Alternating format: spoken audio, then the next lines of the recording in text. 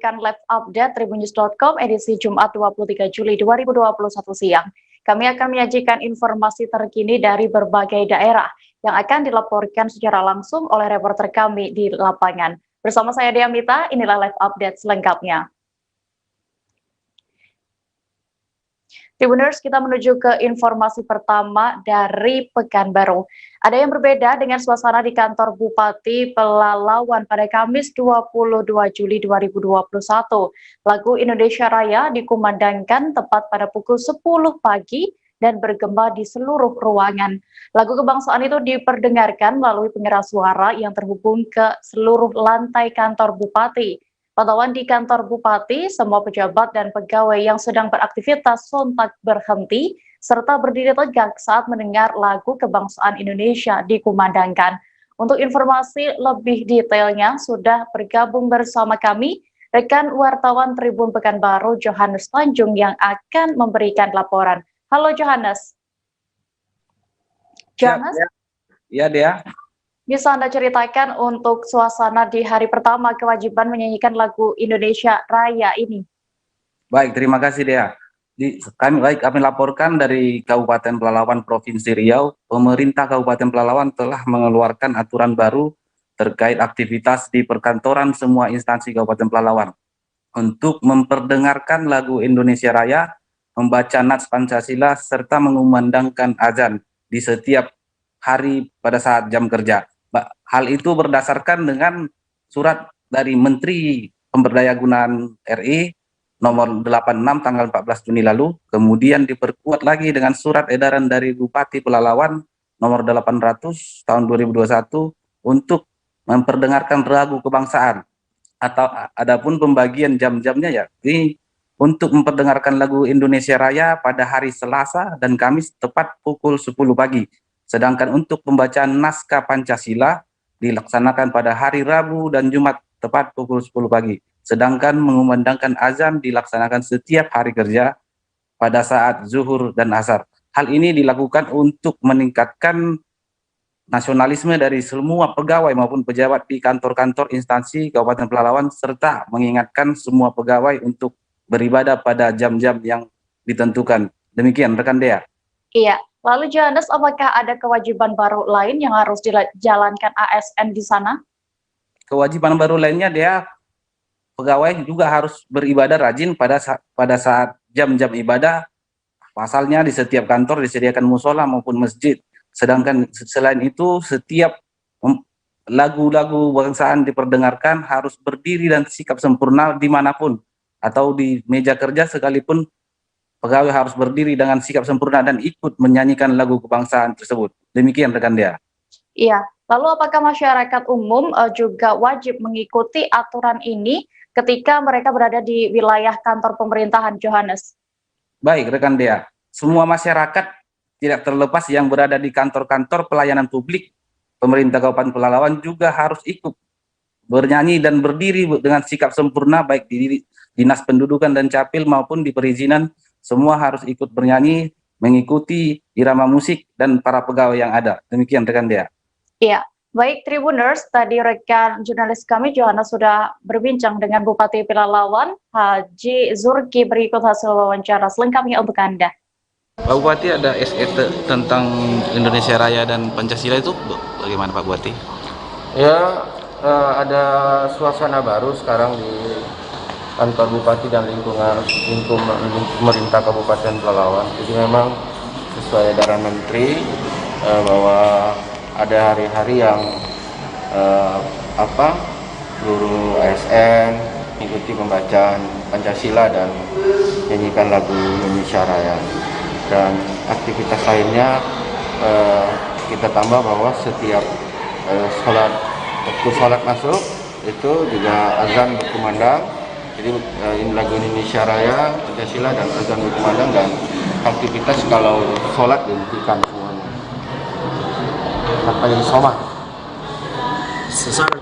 Ya tentu diharapkan rasa kebangsaan kita, rasa cinta diwujudkan kan dalam bentuk rasa cinta kita ke negeri ini dengan kita menghayati lagu Indonesia Raya, itu kan bentuk kita cinta dengan negeri ini supaya bekerjanya lebih ikhlas lagi, ya kan, lebih ikhlas. Bahwa banyak pesan tentunya dalam lagu Indonesia Raya, banyak pesan dalam Pancasila, sehingga bisa dalam kehidupan sehari-hari yang kita harapkan kan bukan cuma nyanyinya, tapi adalah bagaimana mengaktualkannya dalam kehidupan sehari-hari, terutama dalam bekerja, dalam melayani masyarakat. Dan dengan waktu-waktu sholat sudah dihentikan aktivitas, ini kan waktunya benar-benar rehat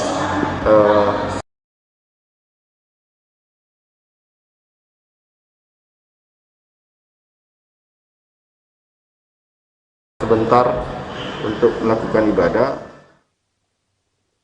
Dari Riau kita beralih ke Nusa Tenggara Timur, Tribuners. Kepolisian daerah NTT berbagi kasih kepada purnawirawan, warakawuri, dan juga masyarakat di tengah kondisi PPKM Mikro yang masih berjalan. Kapolda NTT Irjen Pol Lotaria Latif mengarahkan kendaraan dapur umum yang siap melayani warga yang kesulitan memperoleh bahan makanan. Pantauan di lokasi, Kapolda memberikan bantuan paket sembako secara simbolis kepada perwakilan masyarakat, warakawuri, dan juga purnawirawan di depan Mako Polda NTT. Kapolda Latif juga membagikan kotak makanan hasil olahan anggota BRIMOB kepada warga Kota Kupang secara gratis. Informasi lengkapnya akan disampaikan oleh rekan wartawan kami dari Pos Kupang, Ray Rebon, yang kini sudah tersambung bersama kami. Halo Ray. Halo Dea, halo, selamat siang Tribuners. Iya, Ray, bisa Anda informasikan sebenarnya sejak kapan Polda NTT ini membuka dapur umum untuk masyarakat saat PPKM Mikro? Baik Dea, dapat saya laporkan bahwa Kepolisian Daerah Nusa Tenggara Timur atau Polda NTT sendiri telah menyiapkan atau membuat dapur umum yang berlangsung di Mapolda atau Markas Kepolisian Daerah Nusa Tenggara Timur sendiri. Selain itu Dea, untuk dapur umum sendiri diketahui bahwa sudah berlangsung lama, yaitu dilakukan di saat atau di situasi darurat seperti kali lalu terjadi bencana badai seroja atau banjir bandang yang terjadi di Kabupaten Lembata atau di Flores. Begitu Dea. Iya, Ray, lalu ada berapa mobil dapur umum yang disediakan berdasarkan pantauan Anda di lokasi? Baik Dea, dari pantauan saya kemarin itu Dea, di lokasi atau di Polda NTT sendiri telah menyiapkan 1 unit mobil dapur umum dan yang beroperasi langsung di wilayah Polda NTT. Selain itu untuk proses kerjanya itu Dea, dari olahan yang sudah dikelola oleh anggota BRIMOB sendiri akan dibagikan per hari, per minggu itu, yaitu pada hari Kamis akan dibagikan 500 kotak itu dengan tujuan sasarannya itu kepada masyarakat yang saat ini tidak mampu atau belum bisa memperoleh makanan terkait dengan situasi pandemi COVID maupun PPKM Mikro saat ini, Media. Iya. Lalu di titik mana saja mobil dapur umum ini akan beroperasi, Ray? Kalau untuk operasi mobil dapur umum itu dia itu langsung berpusat di Polda di markas Polda NTT sendiri dia. Tetapi untuk pembagian kotak makanannya itu dia langsung diarahkan oleh anggota dari Polres maupun Polsek yang sudah didata namanya oleh data nama masyarakat dan langsung akan dibagikan, begitu dia. Iya, lalu terkait adanya mobil dapur umum ini, bagaimana tanggapan masyarakat dan purnawirawan sekitar?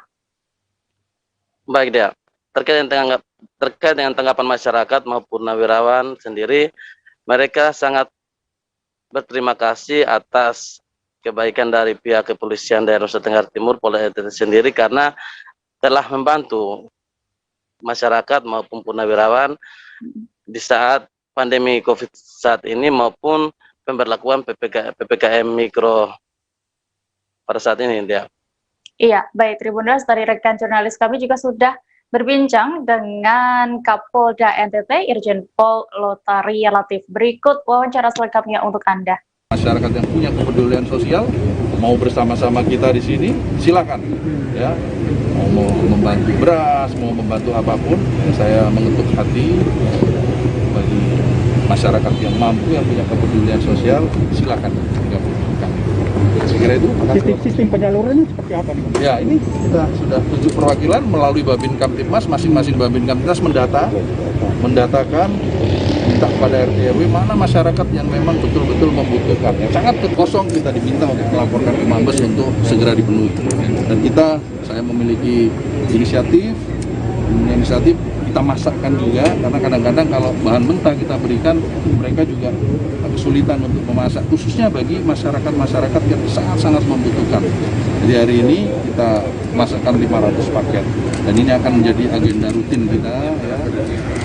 Dan kita akan pilih beberapa yang memang perlu mendapatkan bantuan. Mobil dapur umum. Kita beralih ke kabar selanjutnya, Tribuners. Mulai hari ini, Jumat 23 Juli 2021, seluruh kegiatan operasi yang direncanakan di Rumah Sakit Umum Daerah Tarakan Provinsi Kaltara ditunda dan ditutup sementara. Pihak rumah sakit menerapkan ini guna mengantisipasi ketersediaan pasokan tabung oksigen. Pasalnya, kebutuhan oksigen cukup besar mengikuti pertambahan pasien COVID-19 yang terus meningkat. Jika memaksakan dibuka jika memaksakan dibuka operasi pasien yang sudah direncanakan akan memakan banyak tabung oksigen. Informasi lengkapnya akan disampaikan oleh rekan wartawan Tribun Kaltara, Andi Pausia, yang sudah tersambung bersama kami saat ini. Halo Andi. Ya, rekan Dea. Ya Andi, bagaimana bisa Anda jelaskan terkait detail alasan mengapa pihak rumah sakit menutup sementara kegiatan operasi di rumah sakit hari ini? Ya, baik rekan Dea, terima kasih. Selamat siang Tribuners, saya Andi melaporkan dari Kota Tarakan, Provinsi Kalimantan Utara. Ya, dapat saya sampaikan hari ini memang mulai Jumat 23 Juli 2021, pihak Rumah Sakit Umum Daerah Kota Tarakan, Provinsi Kaltara mengeluarkan pengumuman untuk melakukan penutupan operasi, tindakan operasi selama 2 minggu ke depan. Penutupan operasi ini adalah operasi yang sudah dijadwalkan dan direncanakan.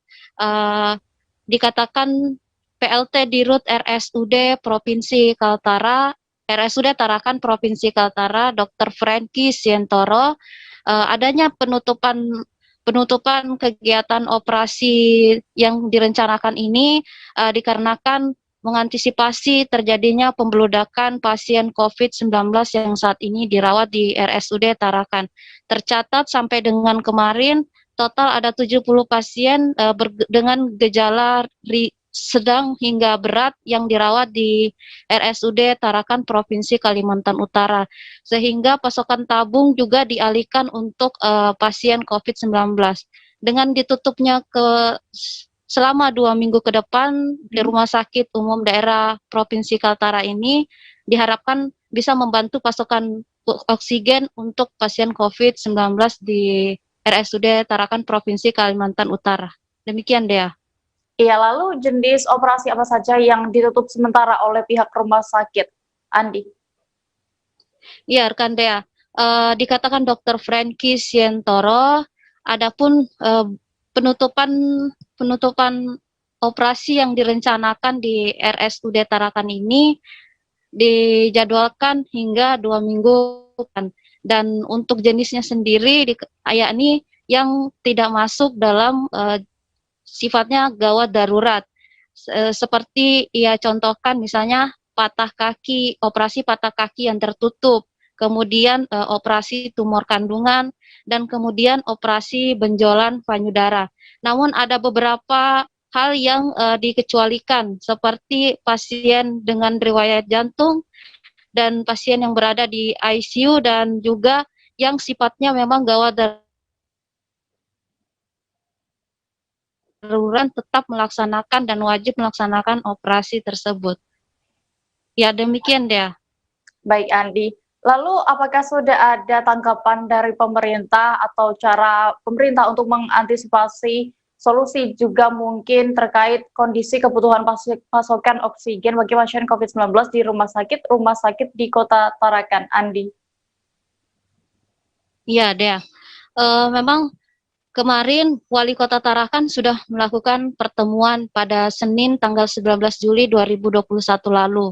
Wali Kota Tarakan Dr. Hairul MKes menerima informasi memang pasokan oksigen di beberapa rumah sakit di Kota Tarakan cukup mulai menipis sehingga untuk mengantisipasi terjadinya lonjakan pasien yang bergejala sedang hingga berat, pihaknya membuat kebijakan dalam waktu saat ini sudah melakukan komunikasi dengan pihak Berau, Makassar, dan dari Balikpapan untuk mendatangkan pasokan oksigen melalui via jalur darat dan laut. Wali Kota Tarakan Dr. Hairul tidak menggunakan jalur udara dikarenakan kondisi kapasitas daya tampungnya yang terbatas. Sebenarnya dikatakan Dr. Hairul MKes, pasokan oksigen di Tarakan untuk di beberapa rumah sakit jika di hari normalnya sendiri mencukupi saja, hanya saja karena terjadi lonjakan pasien dengan gejala sedang hingga berat sehingga beberapa rumah sakit pun membuat kebijakan untuk menutup sementara kegiatan operasi yang sifatnya bukan gawat darurat. Dan berdasarkan informasi yang diperoleh oleh Wali Kota Tarakan Dr. Hairul sendiri, untuk di RSUD Tarakan sendiri total ada sekitar 400 tabung oksigen yang dihabiskan per harinya untuk pasien COVID-19. Kemudian di Rumah Sakit Umum Kota Tarakan ada 100 tabung.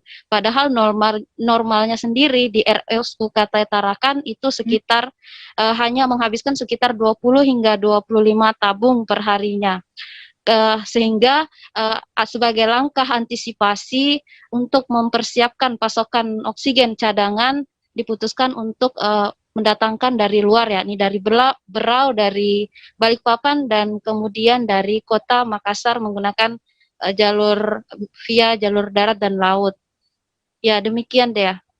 Iya, baik Andi. Dan Tribuners, tadi rekan jurnalis kami juga sudah melakukan wawancara bersama Wali Kota Tarakan, Dr. Hairul. Berikut hasil wawancara selengkapnya untuk Anda. Sebanyak, yaitu rumah sakit ini, 4 rumah sakit kelabakan juga mengatasi, karena semua rata-rata yang masuk itu semuanya butuh oksigen. Sehingga kebutuhan biasanya dia sebulan, saya rumah sakit provinsi ini, rumah sakit RSUD, dalam sebulan butuh 400 tabung, sekarang sehari butuh 400 tabung, ya kan? Jadi itulah termasuk rumah sakit kota yang biasanya butuhnya 20, 25, sekarang jadi 100, 150. Ya kita antisipasinya sudah kita tugaskan kemarin, beberapa teman-teman ini untuk mencari dari luar ini, yang dekat-dekat, ada yang dari Berau, dari Balikpapan, yang bisa dikirim dulu lewat darat kan. Nah itu sementara di sini juga tetap berproduksi, jadi untuk bantu, karena dalam situasi ini dia kan produksi yang di sini kan hanya bisa mensuplai 200 sampai 240, ya rata-rata 200 tabung per hari. Hanya satu aja kah perusahaan?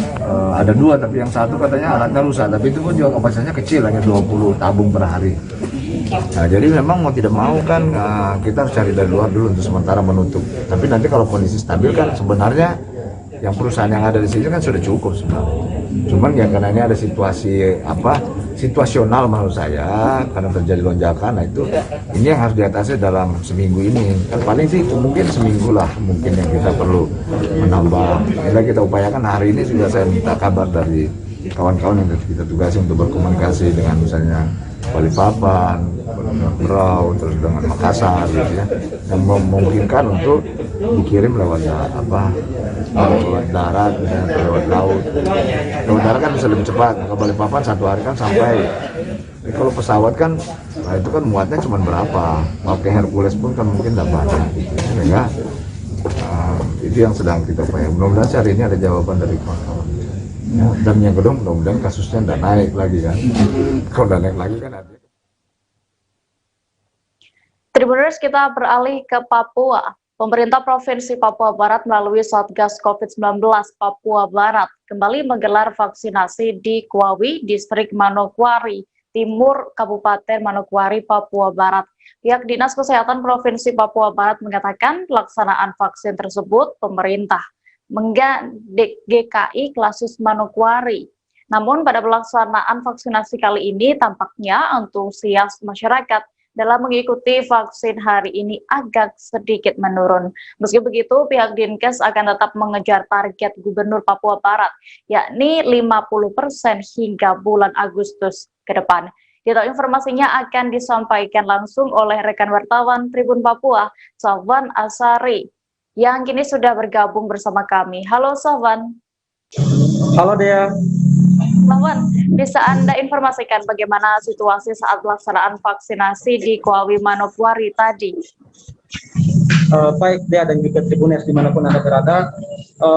Hari ini dapat saya kabarkan dari Kuawi, Distrik Manokwari Timur, Kabupaten Manokwari, Provinsi Papua Barat.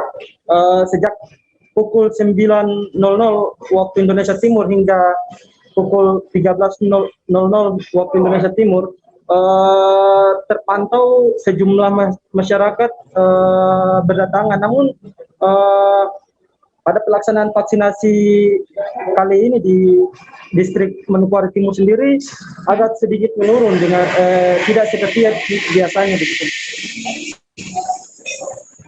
Iya, baik Safwan. Lalu sebenarnya berapa jumlah vaksin yang disiapkan dan ditargetkan untuk hari ini? Jumlah vaksin yang disiapkan untuk masyarakat di Kuawi Distrik Manokwari Timur sendiri berjumlah 350 dosis, namun hingga pukul 13.00 waktu Indonesia Timur masyarakat yang datang hanya sekitar 70-an orang saja.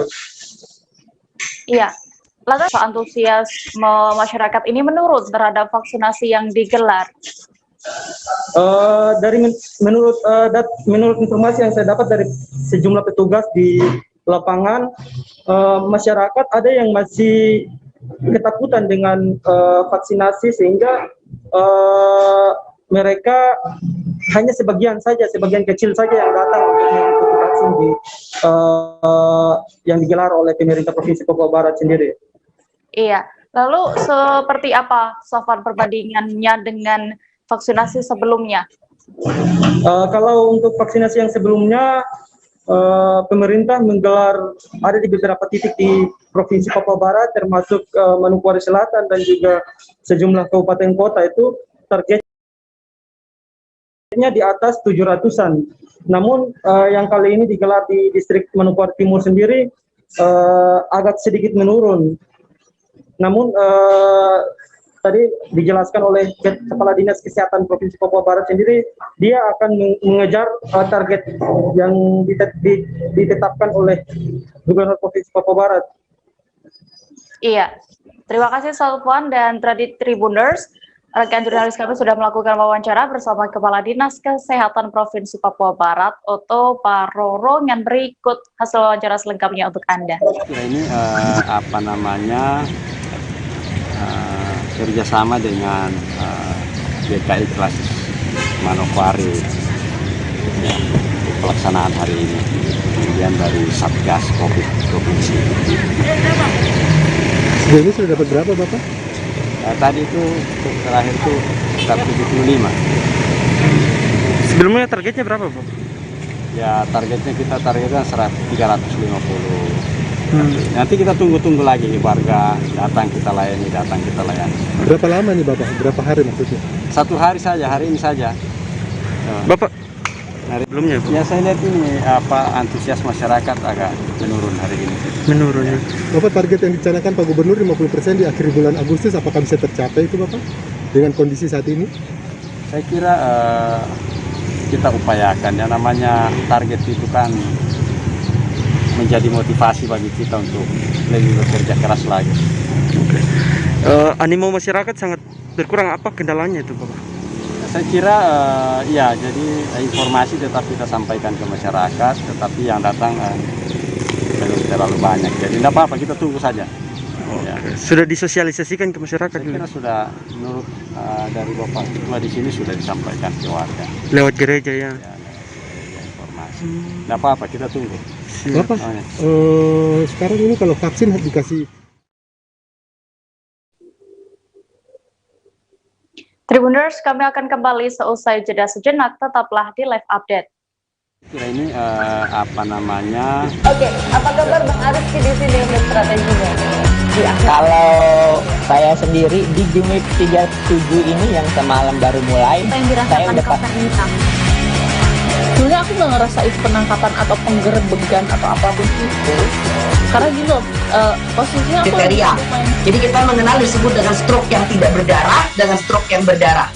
Stroke yang tidak berdarah itu biasanya ditandai dengan adanya penyumbatan. Kalau itu penyumbatan di sini mungkin pikirnya tidak ke situ kali ya, tapi kalau di Korea atau di Kamboja itu ada beberapa paper yang saya itu mas, ya dulunya tukang koran.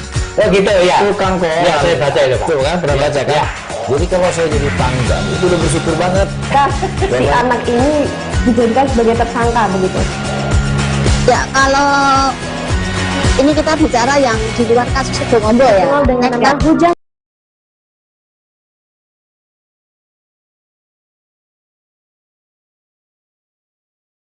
Terdapat batas jelas antara daerah hujan dan tidak hujan yang biasanya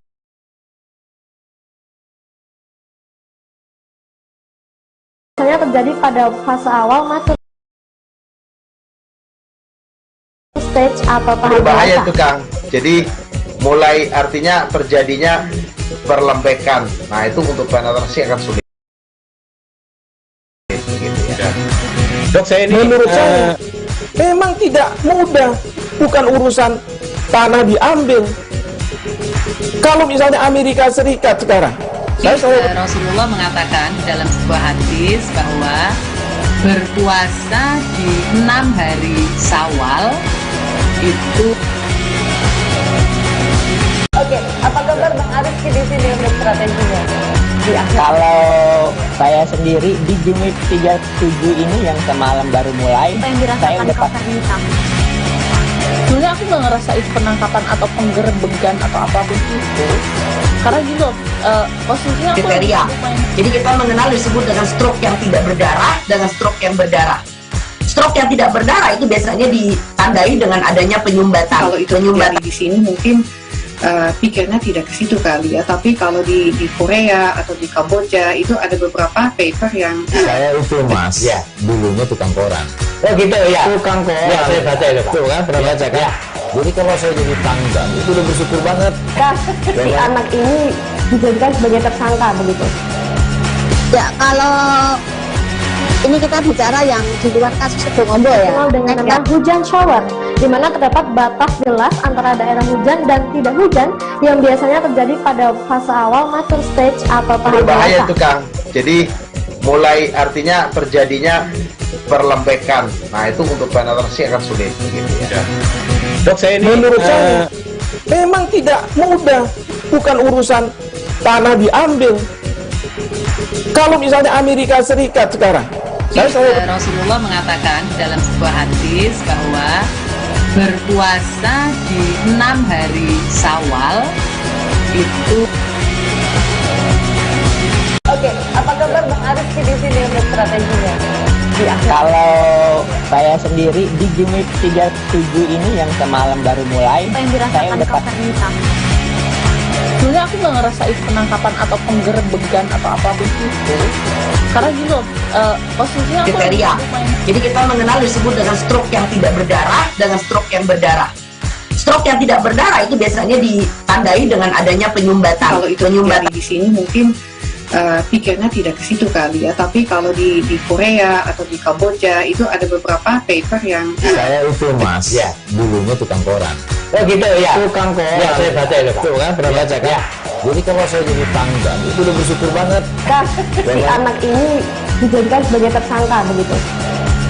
Ya, kalau ini kita bicara yang di luar kasus Sibolombo ya. Dengan nama hujan shower, di mana terdapat batas jelas antara daerah hujan dan tidak hujan yang biasanya terjadi pada fase awal mature stage atau tahap berbahaya itu Kang. Jadi mulai artinya terjadinya perlembekan. Nah itu untuk penetrasi akan sulit begitu ya. Dok, saya ini menurut saya memang tidak mudah, bukan urusan tanah diambil. Kalau misalnya Amerika Serikat sekarang, Rasulullah mengatakan dalam sebuah hadis bahwa berpuasa di 6 hari Syawal itu. Oke, apa kabar Bang Arif di sini untuk strateginya? Kalau saya sendiri di Gimik 37 ini yang semalam baru mulai, Apa yang saya dirasakan udah Kak Fernita? Sebenarnya aku nggak ngerasain penangkapan atau penggerebegan atau apapun itu, karena gini loh, posisinya aku kriteria. Jadi kita mengenal disebut dengan stroke yang tidak berdarah dengan stroke yang berdarah. Stroke yang tidak berdarah itu biasanya ditandai dengan adanya penyumbatan. Kalau itu terjadi di sini mungkin pikirnya tidak ke situ kali ya, tapi kalau di Korea atau di Kamboja itu ada beberapa paper yang Saya itu Mas, ya, dulunya tukang koran. Oh gitu ya. Tukang koran. Ya, saya baca itu, Pak. Tuh kan, pernah baca kan? Ya. Jadi kalau saya jadi tanggal, itu udah bersyukur banget. Kak, si anak ini dijadikan sebagai tersangka begitu. Ya, kalau ini kita bicara yang di luar kasus Sebongombo ya. Dikenal dengan nama hujan shower, di mana terdapat batas jelas antara daerah hujan dan tidak hujan yang biasanya terjadi pada fase awal mature stage atau tahap Berbahaya dewasa. itu Kang. Jadi mulai artinya terjadinya perlembekan. Nah itu untuk penetrasi akan sulit begitu ya. Dok, saya ini menurut saya memang tidak mudah, bukan urusan tanah diambil. Kalau misalnya Amerika Serikat sekarang, Rasulullah mengatakan dalam sebuah hadis bahwa berpuasa di 6 hari Syawal itu. Oke, apa kabar Bang Arif di sini untuk strateginya? Kalau saya sendiri di Gimik 37 ini yang semalam baru mulai, Apa yang saya dirasakan udah Kak Fernita? sebenarnya aku nggak ngerasain penangkapan atau penggerebegan atau apapun itu, karena gini loh, posisinya aku kriteria. Jadi kita mengenal disebut dengan stroke yang tidak berdarah dengan stroke yang berdarah. Stroke yang tidak berdarah itu biasanya ditandai dengan adanya penyumbatan. kalau itu terjadi di sini mungkin pikirnya tidak ke situ kali ya, tapi kalau di Korea atau di Kamboja itu ada beberapa paper yang Saya itu Mas, ya, dulunya tukang koran. Oh gitu ya. Tukang koran. Ya, saya baca itu, Pak. Tuh kan, pernah baca kan? Ya. Jadi kalau saya jadi tanggal, itu udah bersyukur banget. Kak, si anak ini dijadikan sebagai tersangka begitu. Terima kasih Anda masih menyaksikan live update tribunnews.com. Kita langsung menuju informasi selanjutnya. Pemerintah Kabupaten Majalengka resmi menggelar pelantikan 127 kades terpilih hasil pilkades pada Jumat 23 Juli pagi tadi. Pelantikan dan pengambilan sumpah janji jabatan dilakukan oleh Bupati Majalengka karena Sobahi dilaksanakan di Pendopo Kabupaten Majalengka dan disiarkan secara virtual. Dari 127 kades yang dilantik, 3 diantaranya dilantik langsung di Pendopo, sedangkan sisanya dilantik secara virtual di kecamatan masing-masing. Untuk mengetahui info lebih detailnya, sudah bergabung bersama kami rekan wartawan Tribun Cirebon, Eki Yulianto yang akan memberikan laporan. Halo Eki.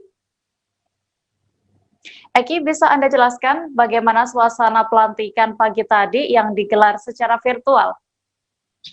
Iya, baik Dea, pelantikan kades terpilih diikuti oleh seluruh kades ya, sebanyak 125 orang di kecamatan masing-masing, yang mana minus 2 orang.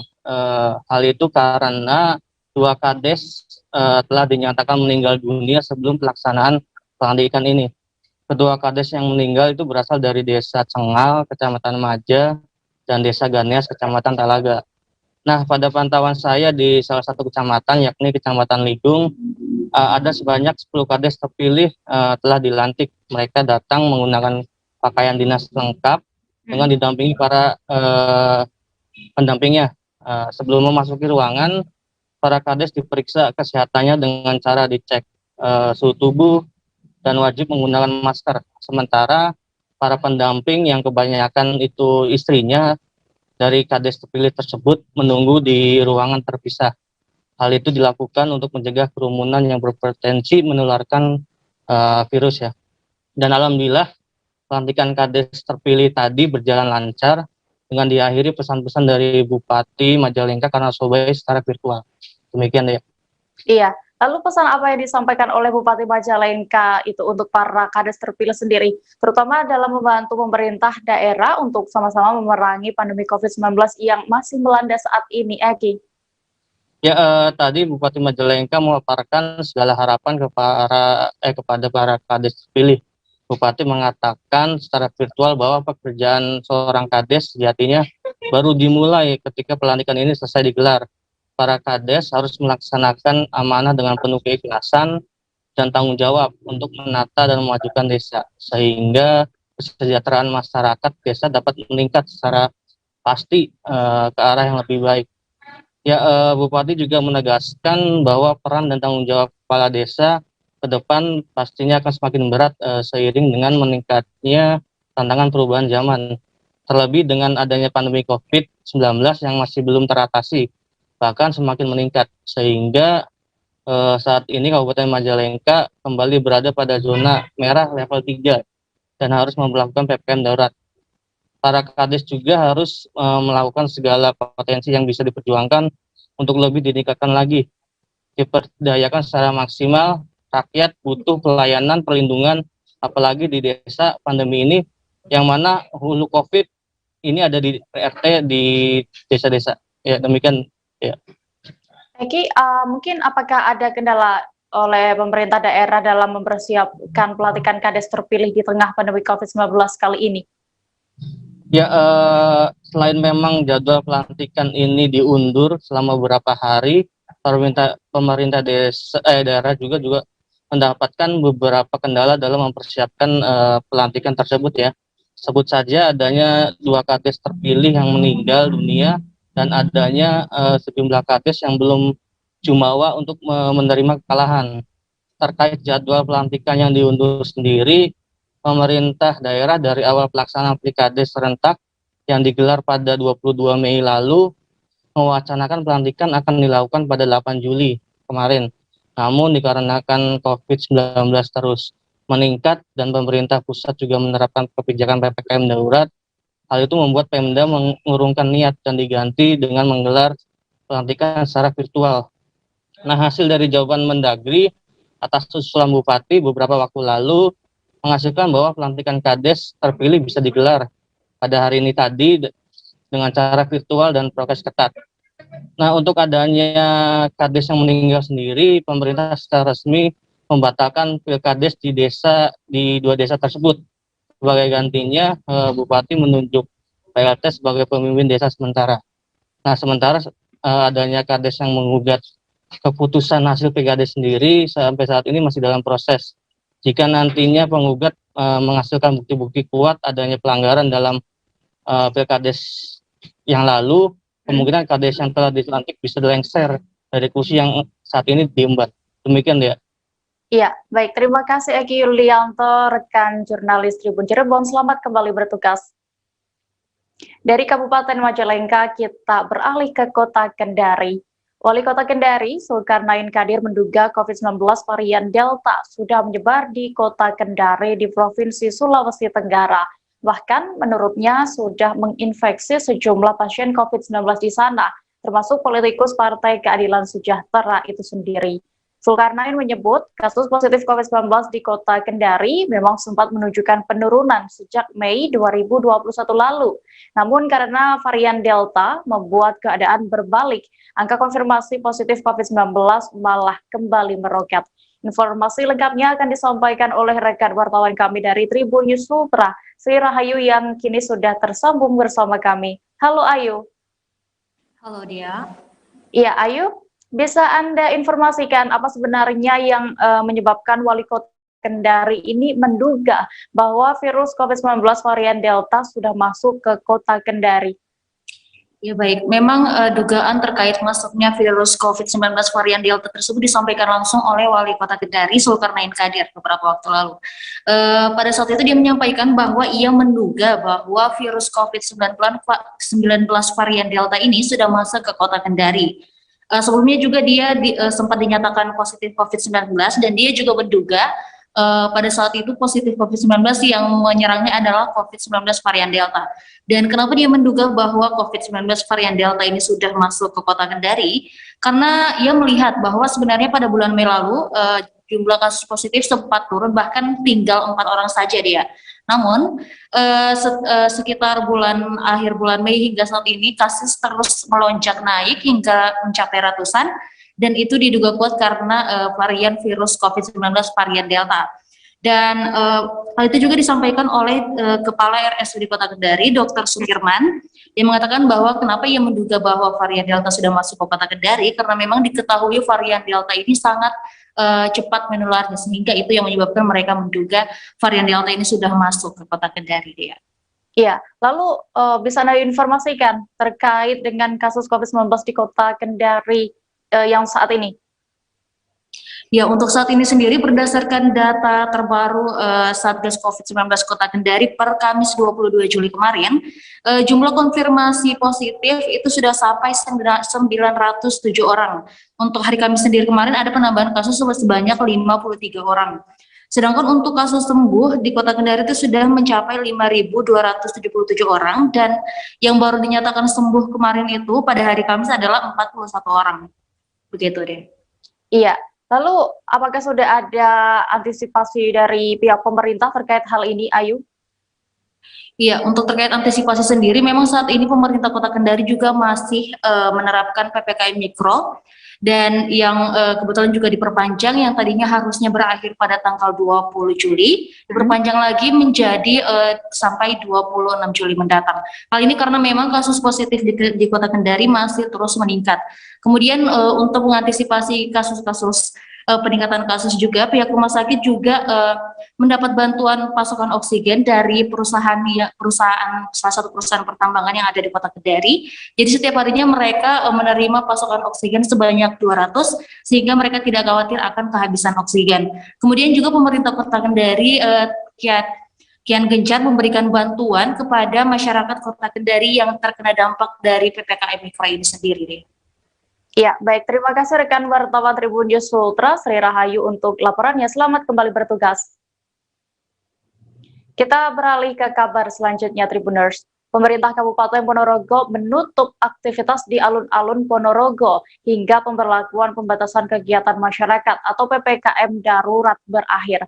Alun-alun Ponorogo ditutup 24 jam dan tidak diperbolehkan adanya aktivitas termasuk dari pedagang kaki lima.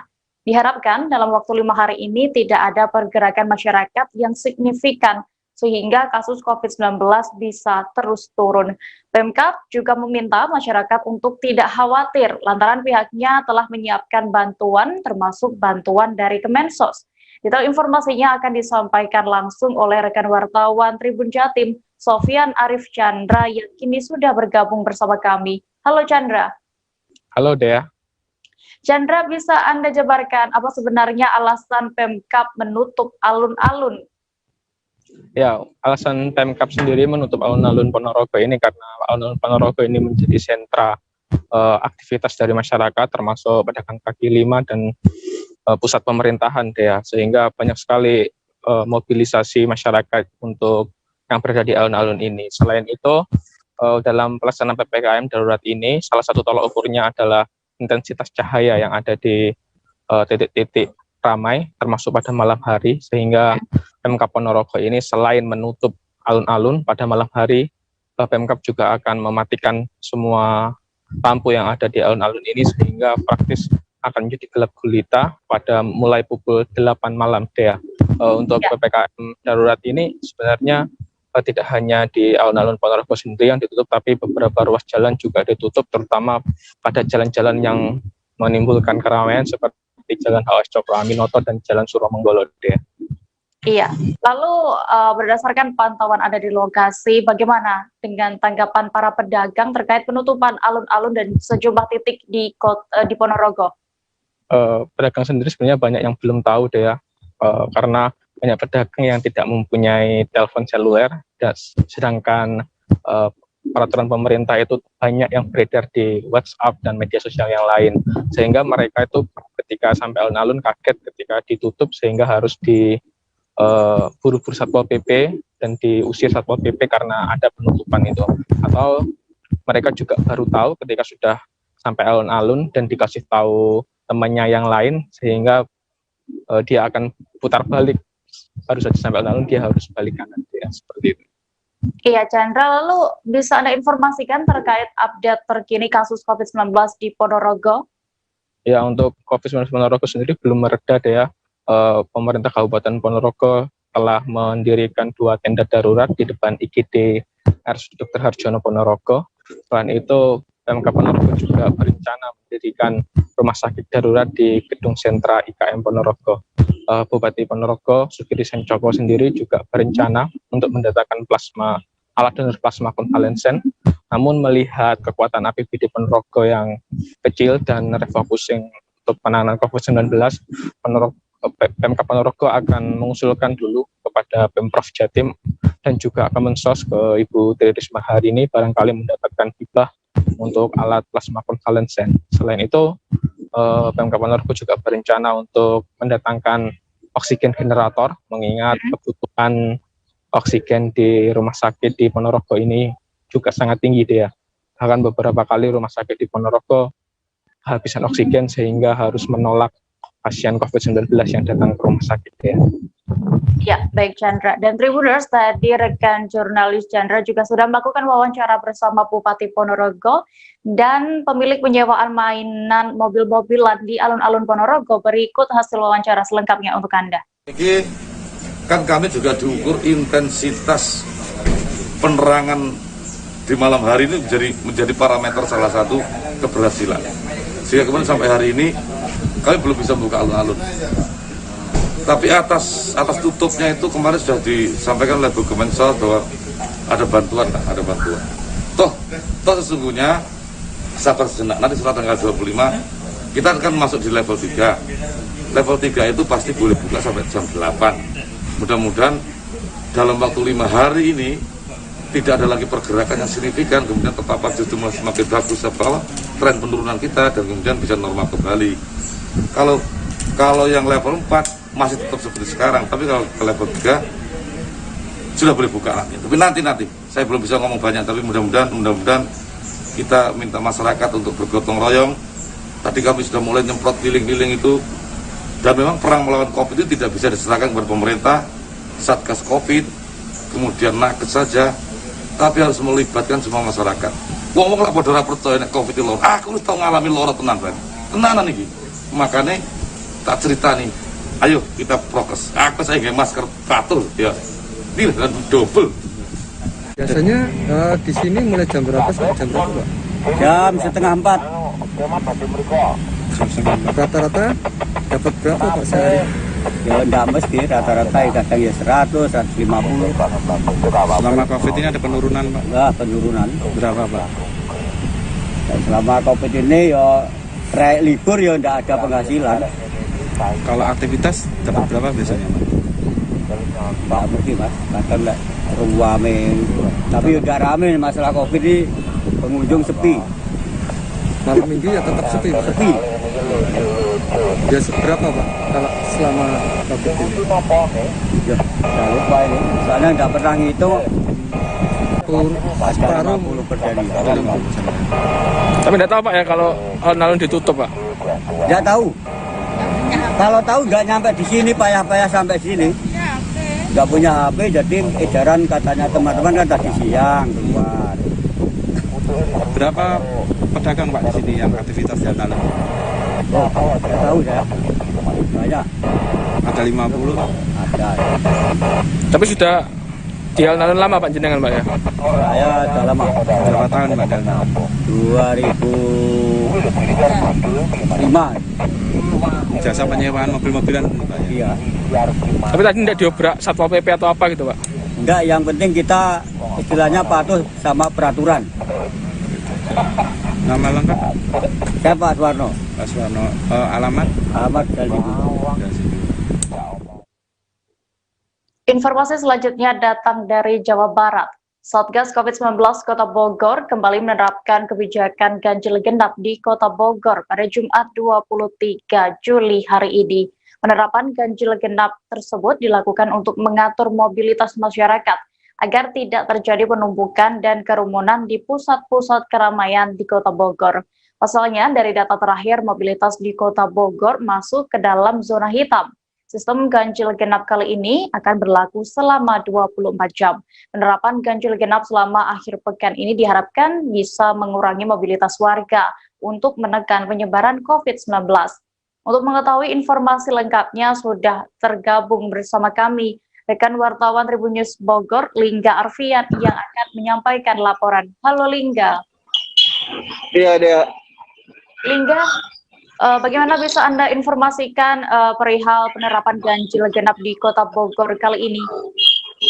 Iya, hari ini Jumat tanggal 23/2021 dilaksanakan penerapan ganjil genap di Kota Bogor.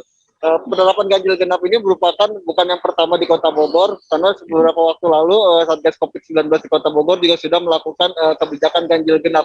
Kebijakan ganjil genap ini diberlakukan sejak sekitar pukul 8 pagi tadi hingga nantinya dilaksanakan secara 24 jam sampai pukul 8 pagi lagi.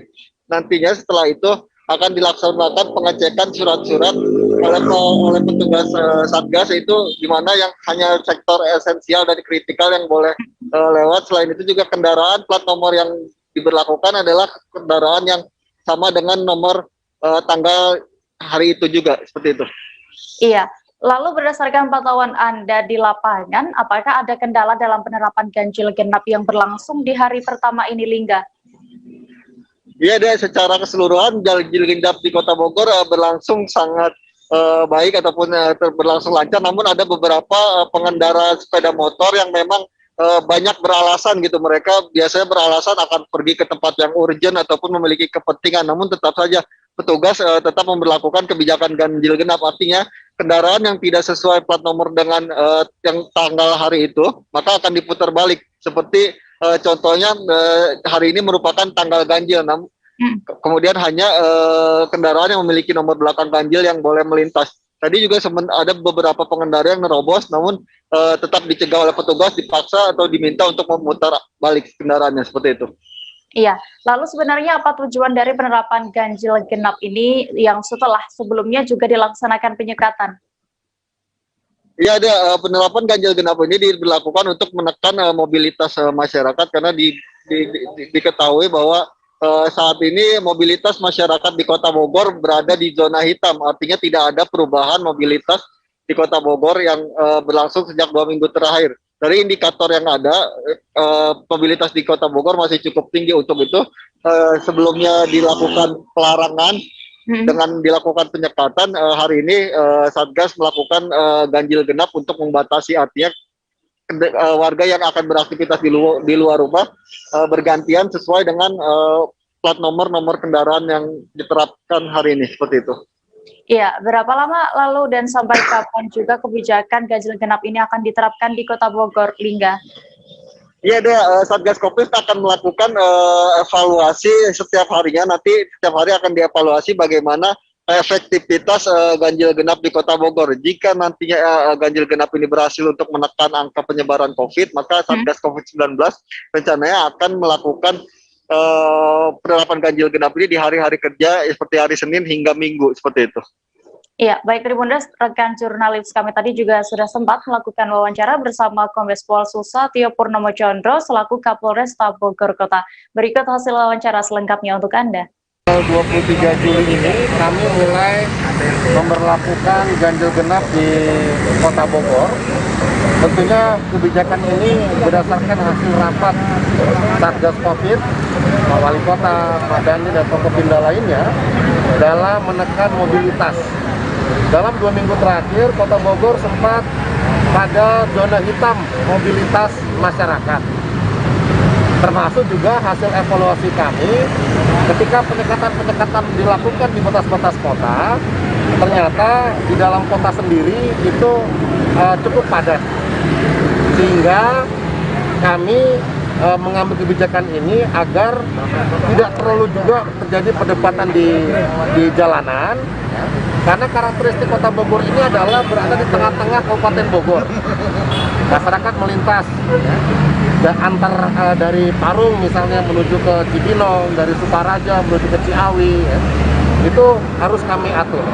Nah, sehingga ditambah pula ada 3 jenis bantuan yang akan diterima oleh masyarakat dari pemerintah. Kami dari konsep melarang, kami coba mengatur agar masyarakat yang telah menerima bantuan itu berbelanja tidak dalam waktu yang bersamaan.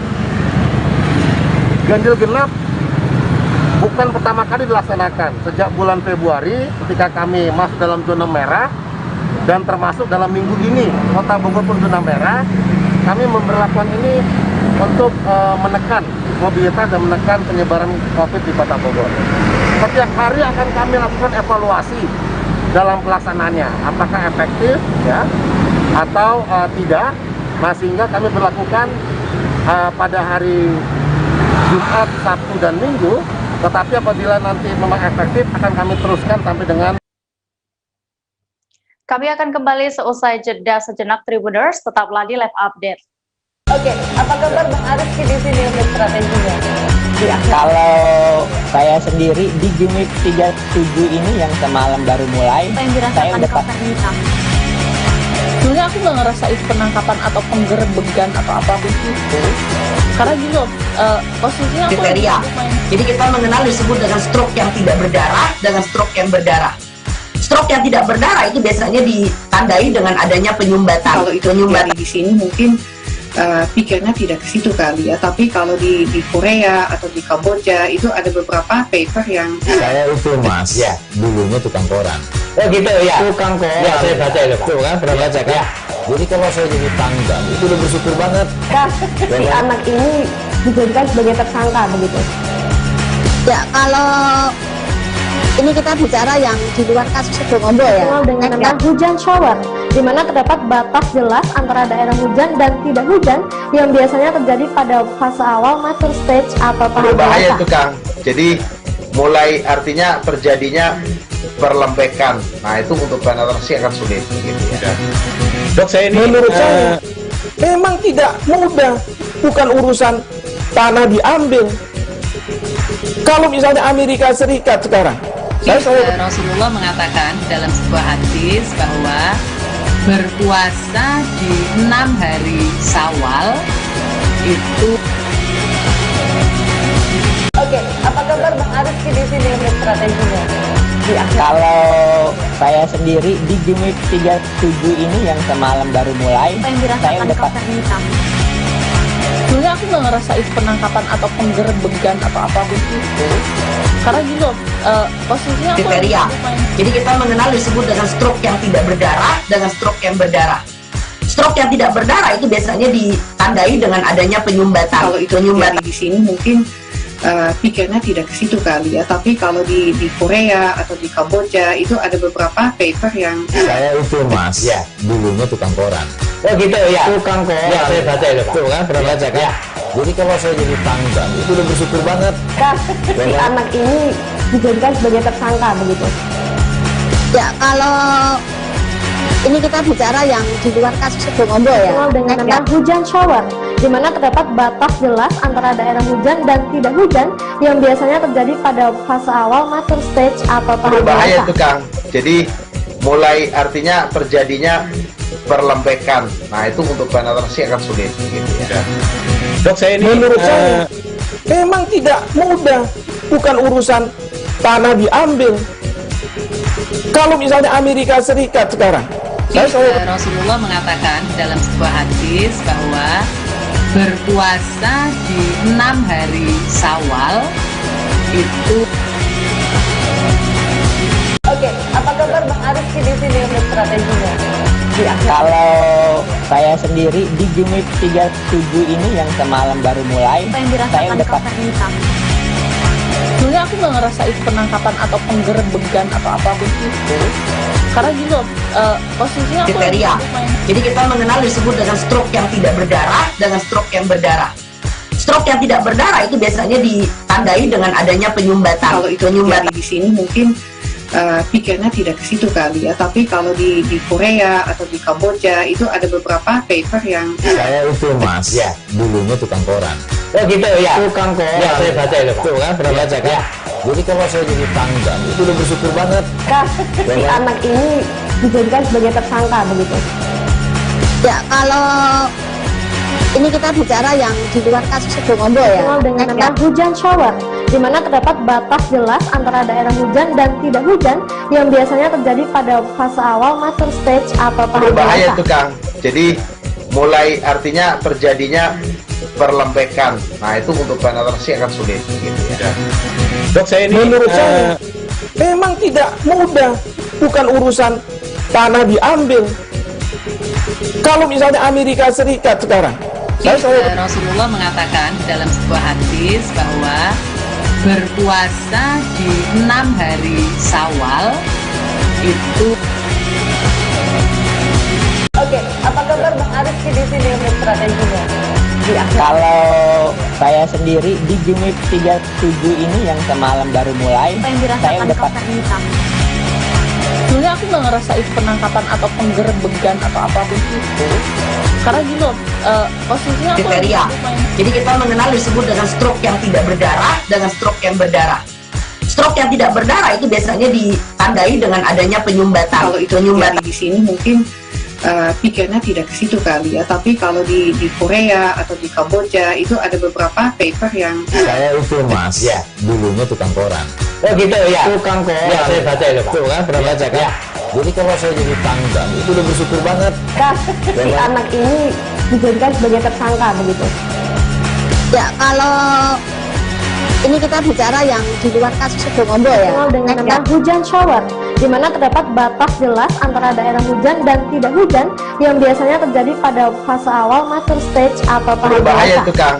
Jadi mulai artinya terjadinya perlembekan. Nah itu untuk penetrasi akan sulit gitu ya.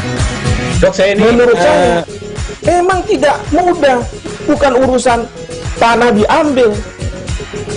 Kalau misalnya Amerika Serikat sekarang, Rasulullah mengatakan dalam sebuah hadis bahwa berpuasa di 6 hari Syawal itu.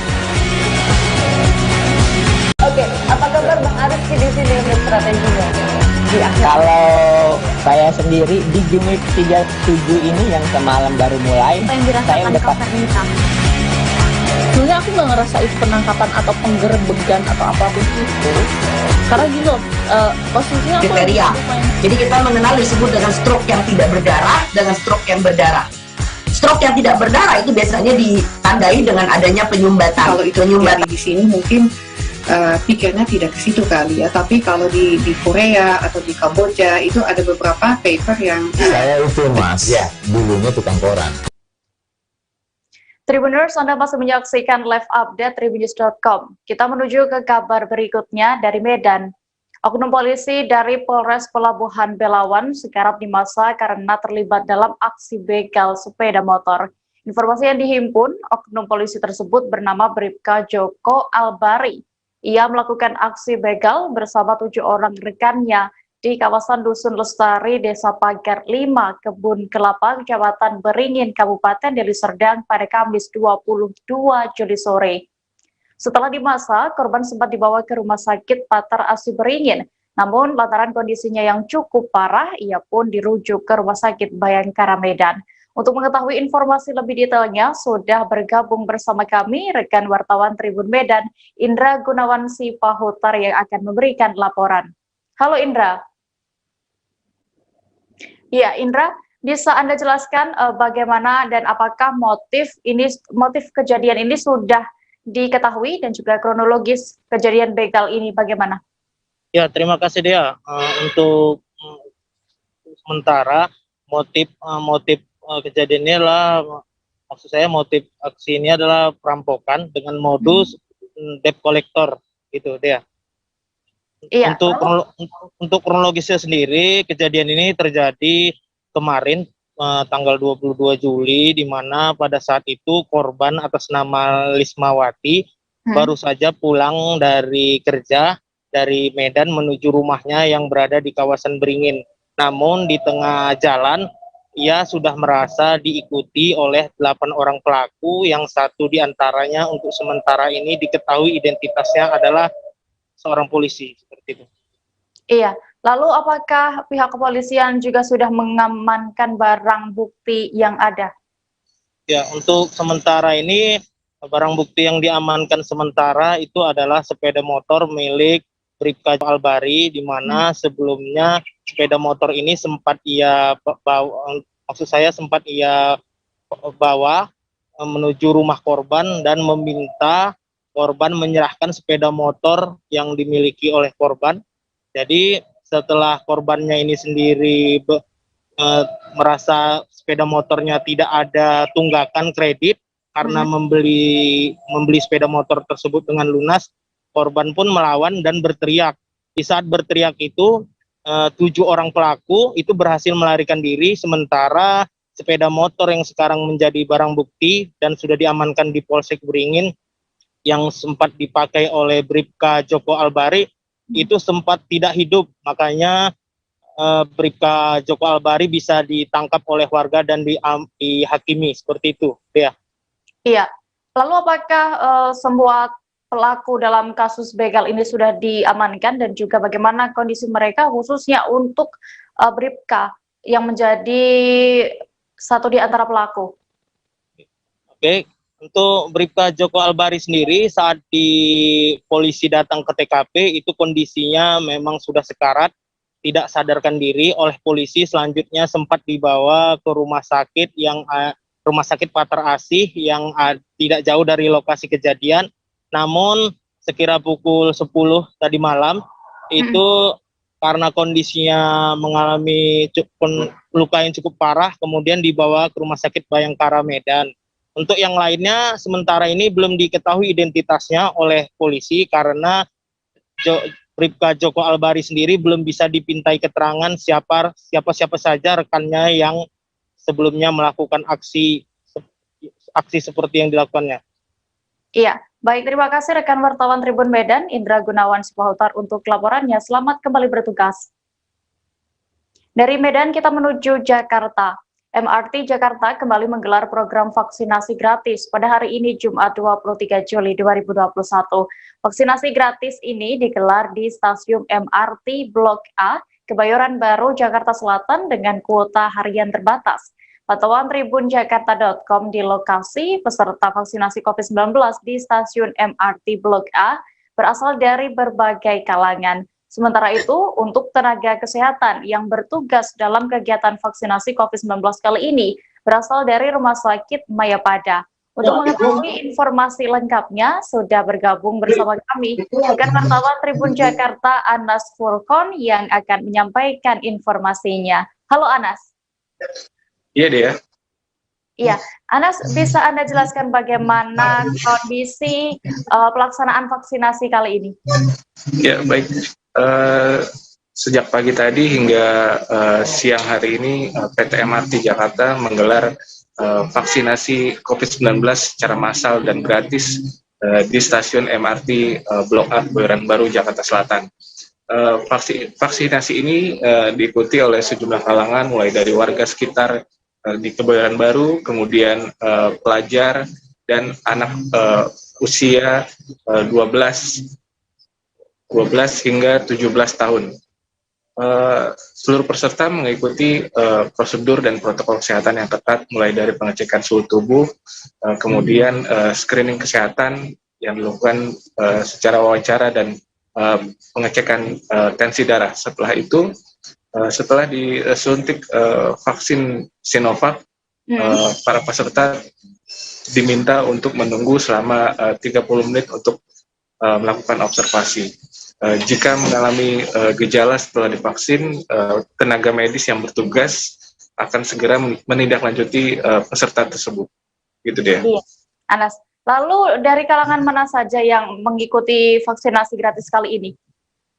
Ya, mulai dari warga sekitar, kemudian pelajar, cukup banyak pelajar yang hadir dalam vaksinasi COVID-19 di stasiun MRT Blok A ini. Kemudian anak usia 12 hingga 17 tahun juga turut mengikuti vaksinasi massal ini dia. Iya. Lalu bagaimana tanggapan dari para peserta ini saat melakukan vaksinasi ini, Anas? Ya, sejumlah peserta mengaku senang telah mendapat vaksin COVID-19. Beberapa di antaranya mengaku sudah mendaftar ke beberapa tempat, namun tidak kebagian kuota karena kuota yang tersedia terbatas. Dan di salah satu pelajar mengaku senang setelah divaksin, dan dia berharap agar sekolah kembali dibuka dan pembelajaran tatap muka bisa kembali dilakukan. Iya, lalu sampai kapan vaksinasi ini akan digelar oleh pihak MRT, dan juga bagaimana untuk masyarakat yang ingin mengikuti vaksinasi gratis ini?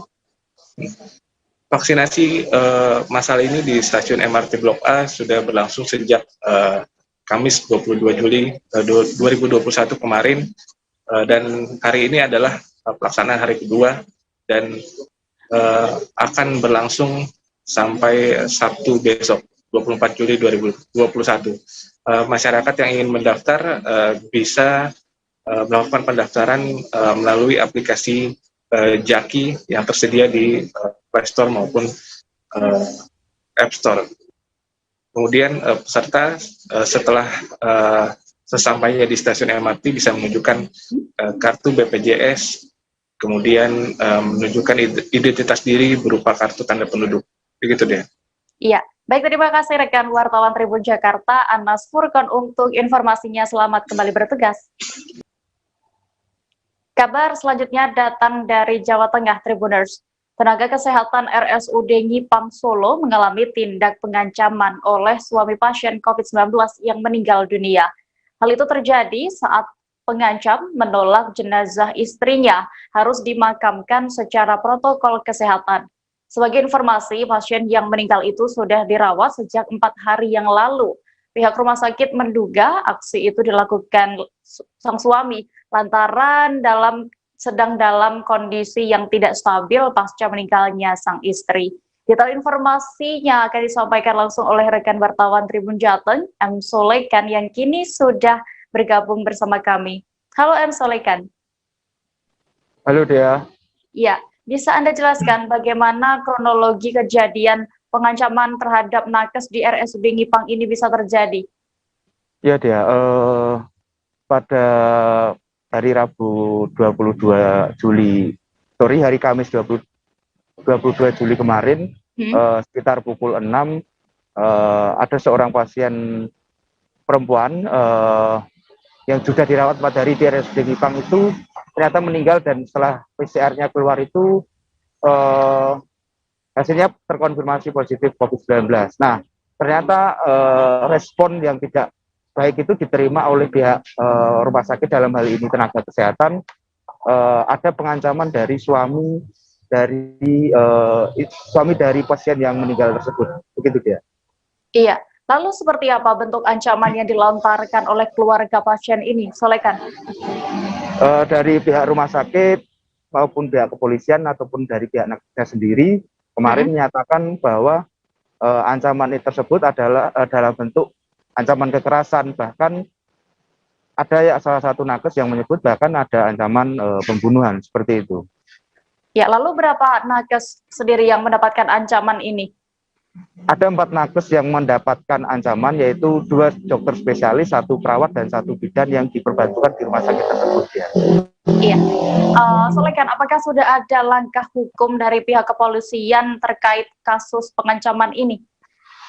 Ya, dia pada Kamis kemarin pihak kepolisian dari Polresta Surakarta, bahkan Kapolresta Surakarta sendiri mendatangi lokasi langsung untuk memintai keterangan dari pihak rumah sakit maupun para nakes. Nah, Kapolresta menyatakan kemarin bahwa kasus tersebut ataupun ancaman tersebut sudah ada unsur pidananya. Nah, nanti tinggal bagaimana nakes ini akan mengambil tindakan, apakah akan memaafkan atau tidak. Nah, nanti kembali lagi ke nakes tersebut. Iya. Tapi Kapolresta menegaskan masih dalam proses penyelidikan sementara. Ya, baik, Solekan. Lalu bagaimana terkait kondisi dari tenaga kesehatan yang mengalami pengancaman itu? Ketika mengalami pengancaman, kemarin Direktur Rumah Sakit mengatakan pasti shock ya untuk sementara masih shock, dan kabar terakhir sudah mulai agak membaik dan sudah mulai beraktivitas kembali, seperti itu. Iya, dan Tribuners, tadi juga rekan jurnalis kami sudah melakukan wawancara bersama Kapolresta Solo dan juga PLT Direktur RSUD Ngipang Solo. Berikut hasil wawancara selengkapnya untuk Anda. Nah, jadi tadi sekira pukul 09.00 kami menerima laporan dari pihak Rumah Sakit Ngipang, Kota Surakarta, Rumah Sakit Pemerintah Kota Surakarta, terkait dengan adanya pengancaman yang dilakukan oleh suami dari istri pasien COVID yang meninggal dari pagi jam pukul 06.00, yang pada intinya adalah menolak pemakaman secara prokes. Diberikan edukasi oleh pihak nakes terhadap yang bersangkutan, namun yang terjadi adalah pengancaman. Bentuk-bentuk ancaman yang dilontarkan oleh suami korban atau suami pasien COVID yang meninggal dunia kepada para nakes, gitu ya. Ancaman kekerasan yang dilakukan oleh suami daripada pasien COVID yang meninggal, menolak pemakaman secara prokes, gitu ya. Dengan pengancaman ini sudah ada unsur pidana yang jadi unsur pengancaman sudah ada unsur pidananya, dan kami telah memintai keterangan terhadap beberapa nakes yang ada, termasuk terhadap tersangka yang diduga tersangka yang melakukan pengancaman. Ini sedang kita mintai keterangan. Pada intinya Polri sebagai representasi negara akan hadir untuk memberikan jaminan keamanan bagi seluruh nakes yang saat ini sedang melaksanakan tugas mulia menangani pasien COVID. Tidak boleh ada gangguan, tidak boleh ada hambatan, kendala, apalagi ancaman maupun intimidasi yang mengganggu tugas-tugas dari tenaga kesehatan kita yang saat ini sedang berjibaku untuk menangani pasien COVID. Dan ini sebagai edukasi buat masyarakat sekalian bahwa setiap pasien COVID yang meninggal dunia itu diberlakukan protokol kesehatan. Ini yang harus dipatuhi bersama. Jadi tolong SOP ini dipatuhi bersama. Itu minta prokes.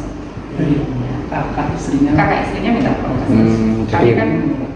Tetapi kan karena si suami adalah suami si ibu, kan memang yang berhak menentukan itu kan suaminya ya. Jadi yang menandatangani penolakan prokes suaminya.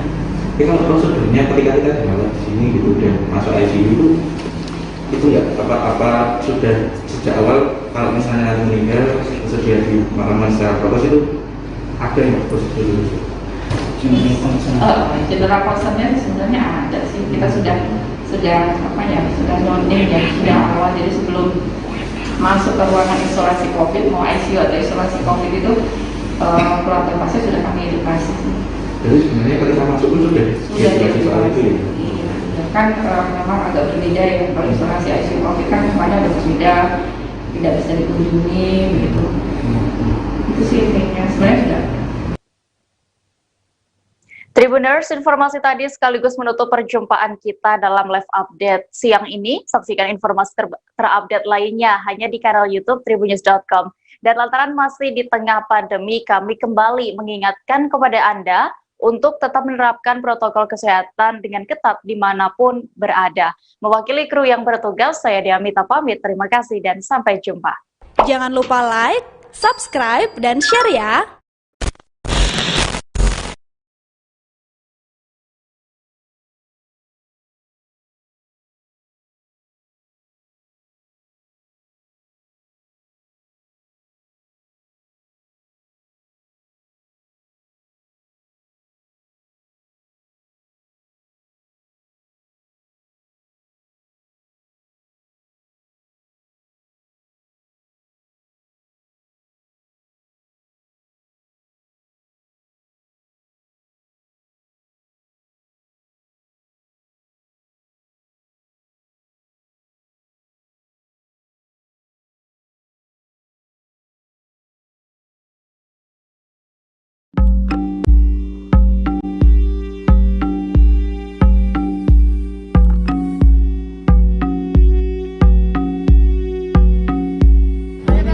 Ini katanya baru, katanya orang dari luar negeri semuanya yang habis kuarantain lolos semuanya, lolos. Ini biar follower saya yang banyak, semuanya biar nonton semua. Saya posting sekarang di YouTube, semuanya saya posting ya. Ini orang dari luar negeri semua lolos, nggak ada surat pengantar.